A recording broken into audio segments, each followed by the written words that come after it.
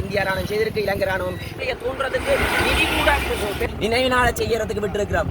மாவீரர் தினத்தில்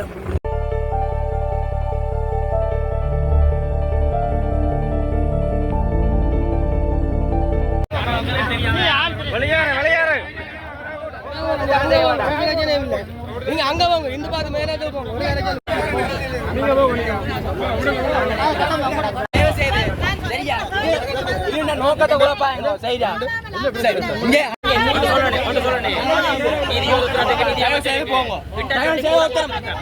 நோக்கத்தை குழப்பாங்க. இல்ல இல்ல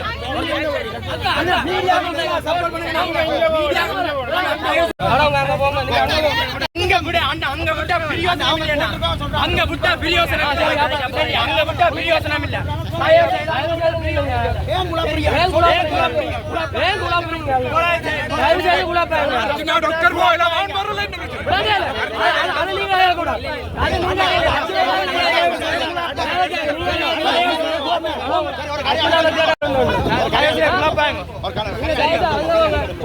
நல்லூர்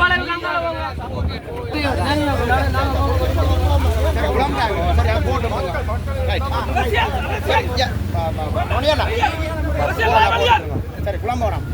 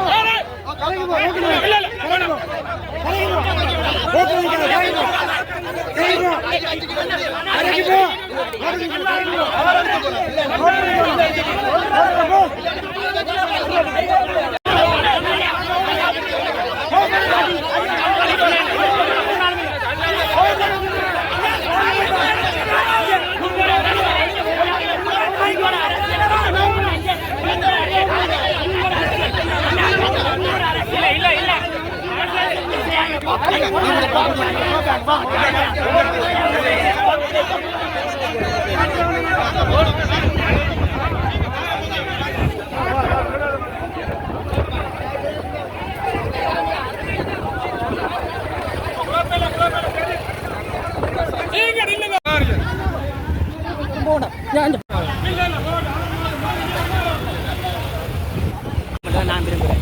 நாங்களும் ஆதரவு கொடுக்க சரி. ஏனென்றால் தமிழ் மக்களை மண்டியம் குரூப் கொலை செய்திருக்கு, டக்ளஸ் கொலை செய்திருக்கு, இந்திய ராணுவம் செய்திருக்கு, இலங்கை ராணுவம் எல்லாருமே இது குழந்தையா இருக்குது. யுத்தம் அணிமேலும் இப்படி ஒரு யுத்தம் ஒன்று தோற்றுவிக்கப்படக்கூடாது தான் நாங்கள் யோசிக்கிறோம். இதுக்கான நீதியை பெற்றுக் கொடுக்க வேண்டியது எங்கள் அரசாங்கத்தில் நடக்க இல்லையே. ஜேவிபியிலே 60,000 பேருக்கு உயிரிழந்திருக்கிறார்கள்.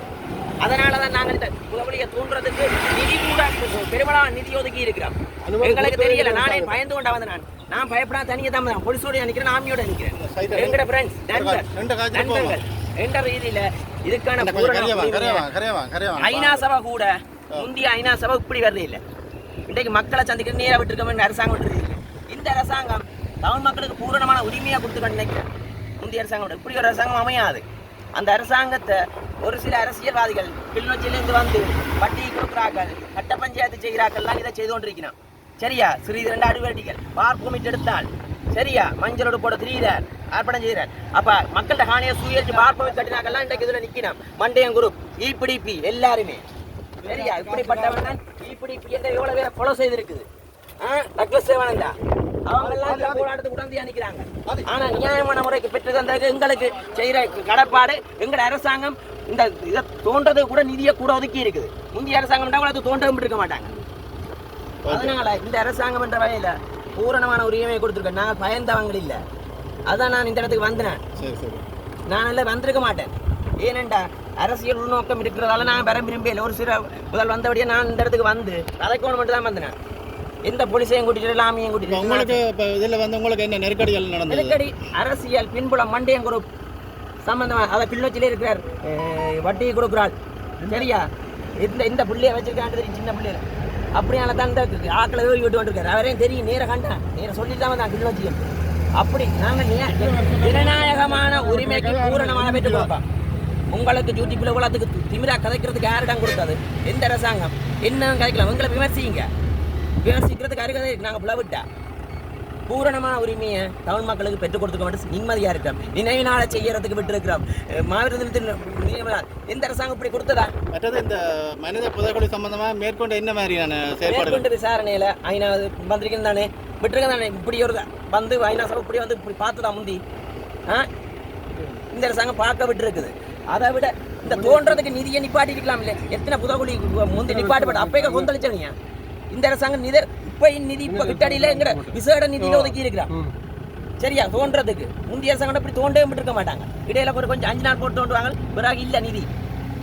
நாங்க பொருளாதார நிலையில இந்த செய்திருக்கோம். தமிழ் மக்களுக்கு பூரணமான இதுக்காண்டி ஒட்டுமொத்த தமிழ் மக்களை குறைச்சி ஒரு சில அரசியல் சுயநலத்துக்காண்டி செய்யறாங்க.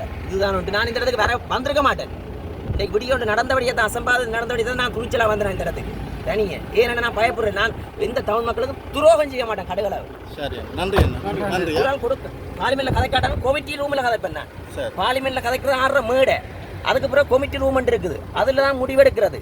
அங்க கமிட்டி ரூமுக்கு தமிழ் கட்சியில் வரவே இல்லை. ஒன்றோடு காணி பிரச்சனைக்கு மட்டும் தான் கமிட்டி ரூமுக்கு வந்திருக்காங்க. மற்ற ஒன்றுமே வரவே இல்லை. அங்க பார்லிமெண்ட்ல கதைச்சா 6 மேடை. அந்த டைமை வெட்டி விட்டு நான் கதைச்சிட்டேன். அங்க தீர்வு இல்லை. அதுக்கு பிறகு கமிட்டி ரூம் இருக்குது. அதற்கு வர மாட்டாங்க தமிழ். சரி, நன்றி.